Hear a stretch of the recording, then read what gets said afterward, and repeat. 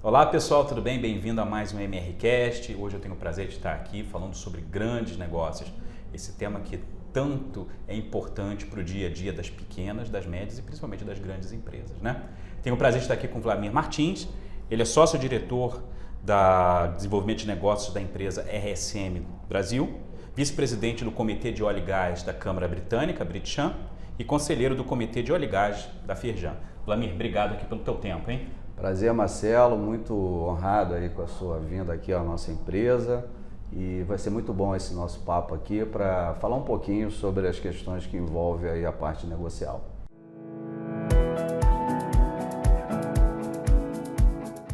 Tá ótimo. E Vlamir, eu vou começar direto com uma pergunta, né? A gente sempre começa Claro. muito direto no ponto. Uhum. Você que já tem experiência, né? Vários anos, principalmente em grandes empresas, na área de óleo e gás. O que um profissional hoje precisa ter, né, para que ele possa ser bem sucedido em grandes negócios, tanto aqui no país quanto fora? Marcelo, eu entendo que não necessariamente nessa ordem, né? Mas eu acho que é muito importante você que está no processo negocial, você entender o negócio do seu cliente. Você precisa conhecer aonde ele está situado, né? É importante você trazer esse conhecimento para que isso agregue valor no momento que você entenda as necessidades dele. Outra coisa, você compreender a estrutura, a taxonomia da empresa, né? Como ela se comunica, né? Você também ter realmente um planejamento, um approach estruturado para que você possa fazer essa abordagem. Esses aspectos são muito importantes para que você consiga, de fato, iniciar um processo de negociação que vai te levar, talvez, a uma taxa de sucesso maior, né? Quando a gente fala, por exemplo, de grandes negócios, né, eu acho que o varejo em si, o varejo comum, né, vê muito aquela parte da compra e da venda, né? Uhum. Principalmente em empresas, né, onde você está negociando grandes deals, muitas vezes esses deals são os negócios, né, os contratos, né? Uhum. Principalmente quando você está negociando contratos em indústrias mais maduras, né, como aviação, óleo e gás, etc. Uhum. Não é aquele contrato que você fecha hoje Não. e amanhã ele sai, né? Não. E você precisa ter algumas características como resiliência, acredito eu, né?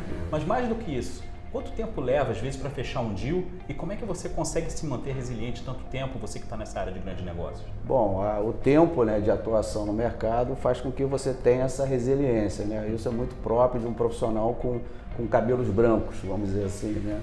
E você precisa realmente ter essa perseverança, porque eu já enfrentei processos de 2, 3 anos de negociação e você, em determinados momentos, você acha que aquilo não vai andar e acaba andando, né? Mas você não pode perder o foco, você tem que estar realmente ali perseverando e não ficar reativo, né? Você ser proativo. Se houver uma pausa, né, nesse processo, que você provoque que esse processo ele continue vivo, morno, minimamente morno, para que você possa ter aí condições de avançar com ele. Tentar identificar o que está talvez impedindo o processo andar, né? Pode ser um fator externo de mercado, pode ser um fator político, inclusive, pode ser o momento da empresa ou assim variáveis que nós não temos controle. Por exemplo, o caso da pandemia que aconteceu, ninguém tinha um plano B para isso, né?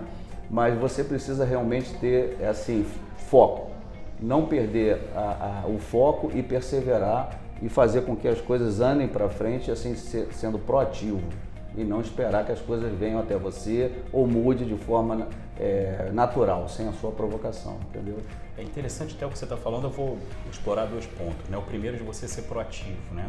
Principalmente em vendas, a gente tem muitos, né? E assim, muito da nossa audiência são também pequenas empresas, né? E muita gente entra para vender, mas tem vergonha de vender, e é o que você falou. Fica esperando, às vezes, o cliente entrar em contato, ou o cliente entrar na porta. E a gente vê que isso mesmo em grandes empresas, você tem que manter, o que nem você falou, morno, né, o negócio, porque senão... Minimamente morno. Minimamente. E você faz isso como? Olha, uma característica que você precisa ter de fato é você estar sempre antenado com o que está acontecendo. Você não pode ficar absorto, não olhar para o que o mercado está vivo, é dinâmico, né? e criar situações que você provoque uma pauta, provoque uma agenda com esse cliente. É essa proatividade que eu estou me referindo. Não simplesmente ligar e perguntar, e aí, tá tudo bem? Vamos tomar um café? Hoje ninguém tem esse tempo para você parar e tomar um café sem você ter um conteúdo, né? Então, se você de fato quer fazer com que aquele processo ande, eu falei lá atrás, você precisa entender como é que a empresa se comporta, qual é o negócio que ela está imerso, tá dentro, e você levar exatamente pontos que façam com que você provoque esse contato. E aí, nessa conversa, você pode remeter ao processo que estava lá, morno, e tentar aquecer um pouquinho para que ele ande para frente, né? Eu vou usar uma outra parte do que você tinha respondido antes também, né? Porque a gente já falou aqui, né, de aquecer, da importância da gente estar o tempo todo, né? Isso. Fazendo de maneira interessada, né? Não é só aquele negócio só interessante interessado, né? Não é só você entrar em contato com as empresas e perguntar se quer tomar um café, não. Então você efetivamente está passando conteúdo e informação. Inovações, né? Coisas novas. Eu, inclusive, rapidamente, eu tenho uma experiência de uma grande companhia, eu muito amigo do presidente, e eu tinha, de fato, assim, uma intimidade suficiente para convidá-lo a tomar um café. Só que ele estava, naquele momento, com um plano estratégico da empresa na mesa e olhando para frente, para o futuro. E houve uma negativa dele para tomar um café, que ele virou para mim e falou: Vlamir, se você não tem algo que esteja no meu plano estratégico, eu vou te pedir desculpas, mas eu não vou ter esse tempo para te receber. Mas se você chegar aqui e trouxer algo que está conectado com o futuro dentro da minha área de atuação, eu paro tudo, fecho minha agenda, ainda falou assim, bota um tapete vermelho e uma banda para te receber. É como que a gente consegue trazer conteúdo relevante o tempo todo, né? O cara de vendas precisa disso, né? Abrir a agenda, né? Você tem que abrir a agenda, você tem que estar antenado e fazer proposições que tragam valor, né? Não simplesmente fazer um follow-up, saber como é que está aquilo, isso é muito mecânico, né? Tem vendas, que a gente está falando de grandes deals, né? Então, assim, tem vendas que, de fato, exigem que você atue dessa forma. Agora, tem vendas que são vendas muito pontuais, né? Que você simplesmente faz uma avaliação do que a empresa precisa e aí você plota aquilo ali e entrega, se a pessoa entender que está dentro do que ela quer. Um exemplo rápido é a auditoria. Auditoria contábil fiscal. Ela não tem muito que você customizar. Ela o trabalho é feito by the book, regulado pela CVM. Então não tem muito que você estruturar e surpreender. É cumprimento de regras. Então um negócio que exija, por exemplo, a prestação de auditoria, ele não vai fazer com que você tenha toda essa parte aí de surpreender, porque é uma obrigação da empresa, né? Então, agora você só sabe que ele vai precisar de uma auditoria se você estiver antenado e vendo quais são as necessidades, né? Claro, a gente acompanha, por exemplo, as empresas, companhias abertas, elas são obrigadas a fazer auditoria. Então o que eu faço? As auditorias, até por regulação da CVM, exigem uma boa prática que é o rodízio. Então eu estou acompanhando no mercado, daí a proatividade, de observar que aquela empresa, obrigatoriamente, ela vai abrir um outro processo de contratação, que aí sim eu vou ter a oportunidade, me apresentando com antecedência, de propor o meu trabalho e estar dentro do processo de avaliação por parte do contratante. O que é interessante na conversa contigo, a gente também sempre fala o seguinte, vendas não é sorte, né? Não. Você pode até ter um quezinho ali de sorte, sim, mas existe um trabalho muito forte por trás.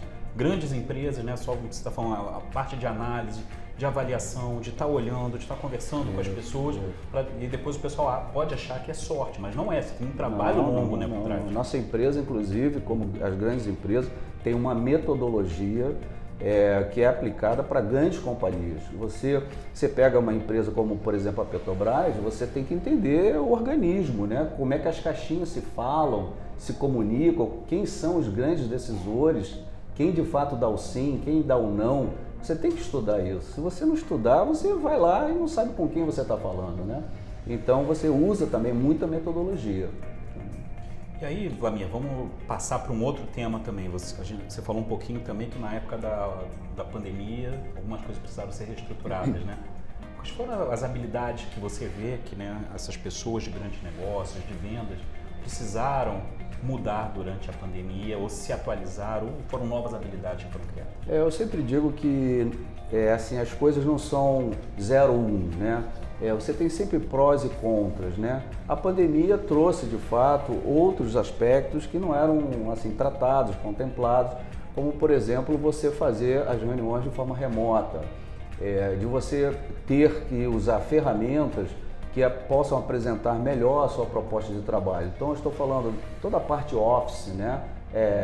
Tabelas, Excel, PowerPoint, principalmente PowerPoint, que é uma forma de você exibir aquilo, que o teu cliente visualize aquilo que você quer transmitir para ele, né? Então, assim, nós tivemos que investir mais em tecnologia, coisa que a empresa não estava preparada, acho que a maioria das empresas não estavam preparadas, investir mais em tecnologia e a questão da forma de se apresentar, porque aí você já perde aquele presencial. Aquele cafezinho já não tinha mais. Aquele cafezinho já não tinha mais.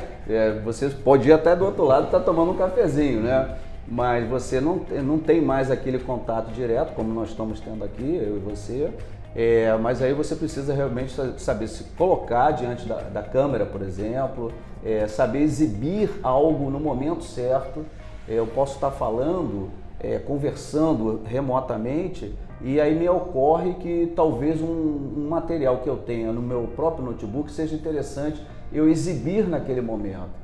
Então isso você tem que, foi coisas que chegaram com a pandemia, que faz com que a tua forma de se comunicar, de fazer uma reunião, ela tenha outro dinamismo, né?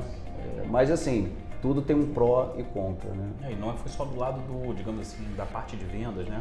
Mas o outro lado também, imagina o pessoal de procurement, tantos outros, né? Também tiveram que se adequar, né? Também. O processo mudou para todo mundo, né? Mudou. E aí você tem, por exemplo, comunicações que são comunicações que acabam levando você a uma certa tensão. Se, por exemplo, uma licitação pública, existe um processo de entendimento do que se quer. Você tem a fase de questionamento. Então você tem que cumprir o prazo, inserir na plataforma os questionamentos que vão para a área de suprimentos, que vão remeter para a área técnica, e você não sabe se recebeu do outro lado. Você tem que tentar fazer uma confirmação, porque você depende de tecnologia, você depende de Wi-Fi. Se o teu Wi-Fi, por exemplo, eu estou em home office, por exemplo, e se o meu Wi-Fi cai, eu estou no meio de um pregão, por exemplo, eu tenho 10 minutos para voltar. Se eu não conseguir voltar, eu estou fora, entendeu? E já o presencial não, né? Você está lá e não tem jeito. Não tem jeito, né? Não tem jeito.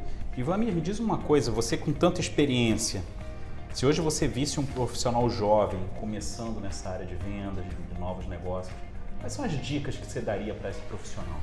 Olha, eu acho que esse profissional ele precisa de fato investir em conhecimento, né? E acho que é interessante ele focar em um nicho. Eu particularmente entendo que quanto mais especialista você for, é melhor, porque você, como eu falei lá atrás, você entende o negócio do cliente. E aí você pode fazer proposições que vão ao encontro das expectativas e necessidades desse cliente. Porque você oferece o mais do mesmo, certamente, se mesmo que o cliente precisa, ele vai te nivelar talvez pelo menor preço. Mas se você ofertar algo que não está dentro daquilo que está naquele momento sendo analisado, você desperta a reflexão em cima daquilo ali, e aí não é preço, é valor agregado ao negócio. Para você fazer isso, você precisa, como eu falei, entender o negócio do cliente. Então, o jovem precisa investir em conhecimento geral, global, necessariamente falar pelo menos 2 línguas. O inglês já passou de ser obrigatório, o espanhol praticamente obrigatório também, por conta de a gente estar na América Latina, e saber realmente entender a indústria que ele tem mais afinidade, para você fazer proposições construtivas para o futuro. E aí eu acho que isso aí são os pré-requisitos para que um jovem entre nesse mundo do negócio. Você falou aí de escutativa, você falou de conhecimento, de conhecer o produto e conhecer a empresa, estudar bastante, né? Bastante. Não é sorte, é estudo e metodologia que se leva a grandes vendas. Não, exatamente. Às vezes você tem um pouquinho de sorte, a bola bate na trave, volta, bate na tua canela e entra, você faz o gol. Mas se você não tivesse ali... Mas se você não tivesse ali, você de fato não conseguiria marcar esse gol. entendeu? Então, e tem também muito aspecto da sua credibilidade no mercado. Isso é outro ponto, principalmente na nossa organização, que a gente não tem produto para vender, nós temos serviços para vender. Serviços para vender é quase um trabalho de alfaiate. Você precisa saber as medidas do teu cliente para fazer um terno, ou uma roupa, eu estou de terno, que caiba perfeitamente no corpo dele. Então você precisa entender muito antes para fazer a sua proposição. Então, de fato, você tem que dominar e conhecer bastante essas técnicas, né? Vlamir, já te agradeço aqui pela entrevista, né? Acho que o papo foi rápido, mas foi intenso e muito bom. Acho que você traz várias dicas para quem está nos assistindo. Eu queria que você fechasse com uma frase, né? Uma frase que te inspira. Olha, ao longo dessa minha carreira eu tive várias frases que me inspiraram, mas agora, nesse momento, me ocorre uma do Bill Gates, que ele diz mais ou menos assim: se você quer chegar aonde a maioria não chegou, faça o que a maioria não faz. Essa é uma frase que me marca, porque te faz com que você vá para frente e procure os gaps de oportunidade, porque aí você está isolado, no princípio, e com uma bela oportunidade de chegar na frente. Ótimo, Vlamir, muito obrigado aqui pelo teu tempo. Eu que agradeço, novamente, Marcelo. Tá? Foi um prazer aí recebê-los aqui. Pessoal, queria agradecer a todos vocês. Tem muita informação sobre vendas. A gente saiu hoje daquelas pequenas e médias empresas. A gente está numa empresa grande, que mostra que tem metodologia, que não tem sorte, que vendas é você realmente estudar bastante, tá? Queria agradecer a todos vocês. Nossas informações do Vlamir, da RSM, da Britchante, todos os outros estarão na descrição do vídeo. Vejo vocês na próxima. Muito obrigado, hein? Tchau, tchau.